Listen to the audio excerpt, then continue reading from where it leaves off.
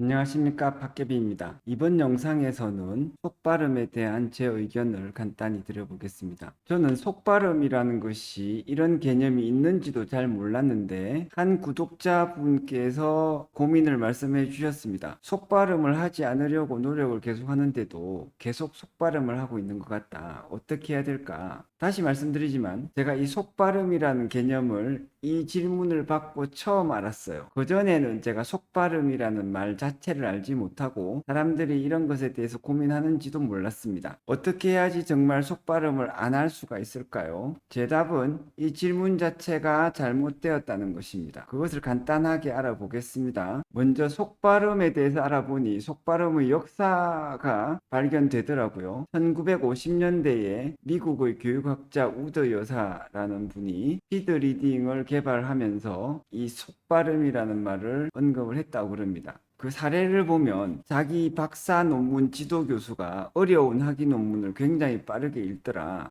어떻게 빠르게 읽지? 하고 궁금했었는데 그 이후에 어느 날 해변가에서 책을 읽다가 책을 떨어뜨렸고 그래서 책을 다시 주워서 책장 사이에 낀 모래를 털어내면서 읽다 보니 자기가 책을 굉장히 빠르게 읽고 있었다. 그전에는 자기가 책의 내용, 책에 쓰여 있는 글자들을 속으로 다 발음을 하면서 마음속으로 발음을 하면서 한자 한자 읽고 있었는데 요때 굉장히 빠르게 읽을 때 사실은 글자를 읽지 않고 책을 빨리 이해하더라. 이런 사건을 언급을 했습니다. 그러면서 속발음을 없애는 것이 문제가 되었는데 여기에서도 알 수 있듯이 속발음을 없애려고 하는 목적이 뭐다? 책을 빠르게 읽고 논문을 빠르게 읽고 이것을 위한 것이겠어요. 그런데 여기에 쓰여 있지 않는 중요한 내용이 하나 있습니다. 그것은 뭐냐면 빠르게 읽는 것이 중요한 게 아니라 빠르게 읽고 이해를 했다는 것이죠. 뒤집어 말하면 읽고 이해만 할 수 있으면 속발음 이거 문제 안 됩니다. 자, 이 점을 짚고 다음 내용을 잠깐 들여다보면서 다시 생각을 해보겠습니다. 핵심은 뭐냐면 방금 말씀드렸듯이 문제는 뭐다? 어떤 사람들은 속발음에 대해서 몰입을 해 있는데 진짜 문제는 뭐냐면 책을 읽고 이해하는 능력이 중요한 것이죠. 그래서 문제를 이렇게 생각해 볼 수 있습니다. 속발음이 문제인가? 정말 속발음이 문제라면 속발음을 하지 않고 읽으면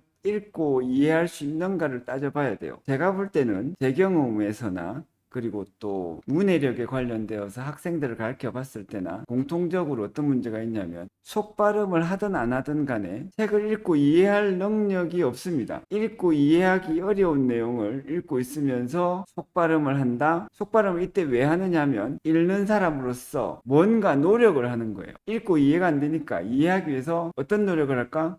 일단 글자라도 천천히 읽어보자. 이래서 글자를 상세하게 천천히 읽고 있는 겁니다. 이게 나쁜가요? 제가 볼 때는 결코 나쁘진 않아요. 읽고 이해하기 위해서 노력을 하는 거니까. 물론 문제는 뭐냐면 이 노력이 별로 도움이 안 된다는 것이죠. 왜냐하면 어려운 내용을 읽고 이해하는 능력, 책을 읽고 이해하는 능력은 속발음과 상관없이 평소에 꾸준한 노력, 특히 책을 읽고 써보고 글을 써보고 자기가 생각을 해보고 이렇게 생각해보고 저렇게 생각해보고 특히 내용에 대해서 다른 사람들과 같이 토론도 해보고 이런 오랜 과정을 통해서 얻어지는 것이거든요. 이것이 쉽게 얻어지지 않는데 이 어려운 것을 단편적인 노력이라도 해서 얻으려고 할 때 속발음을 하게 됩니다.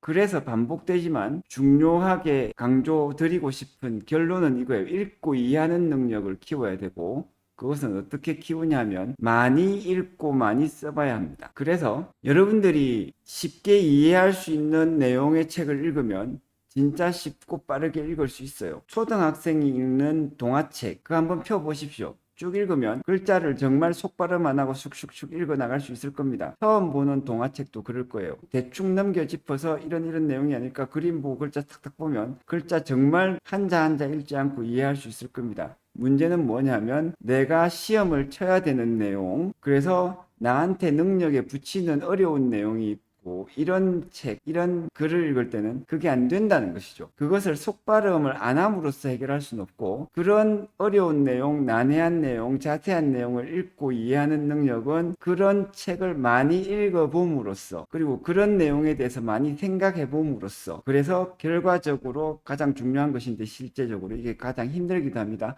그런 내용에 대해서 내가 생각해보고 그 생각을 써봄으로써 제일 빨리 얻을 수 있습니다. 요게 힘든 공부라서 목표를 향해서 곧장 나가는 방법이고, 그래서 가파른 비탈을 올라가는 것과 같은 방법이에요. 막상 공부하면 시간이 꽤 오래 걸립니다. 하지만 곧장 가는 길이라서 지름길에 가깝습니다. 제 경험으로 그렇고, 많은 철학과 교수님들이나 전공 박사들 이런 분들이 다 그렇게 이야기를 하세요. 그래서 남들이 갖지 못한 큰 능력을 쉽게 얻으려고 할 때 우리는 유혹에 빠집니다. 그리고 그런 유혹을 이용하는 하나의 개념이 속발음인 것 같아요. 제가 어릴 때 속발음에 대해서 이야기하는 사람은 아무도 없었고, 제가 초등학교 때부터 시작을 해서 중고등학교 지나서 대학교 졸업할 때까지, 박사 과정 마칠 때까지 20, 30년 동안 속발음이란 말을 하는 사람이 아무도 없었습니다. 그래도 누군가는, 특히 공부 열심히 하는 학생들, 책을 잘 읽고 빨리빨리 읽고 정확하게 이해하고 글도 잘 쓰고 당연하게도 문해력과 관련된 시험 다 정답 맞추고 이렇게 했습니다. 그래서 원하는 것을 향해서 곧장 가셔야 되고 힘든 공부를 하셔야 됩니다. 그래서 효과적인 방법은 그 다음에 찾으셔야 돼요. 그렇지 않으면 각종 유혹에 휩쓸린다. 그래서 불필요한 노력을 하시게 되고 뭔가 노력을 많이 하는데 성과는 잘 안 나옵니다. 개인적으로는 속발음이라는 개념을 찾아낸 그 우드 여사라는 사람,